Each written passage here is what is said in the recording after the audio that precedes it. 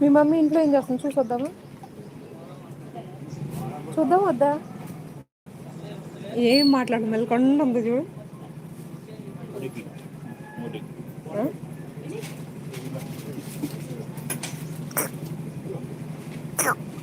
పీకు dress మొత్తం పీకేసి.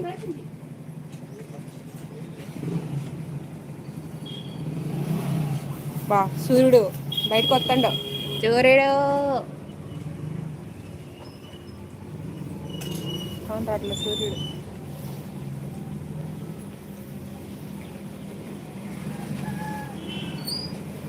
ఏం పడ్డది కింద?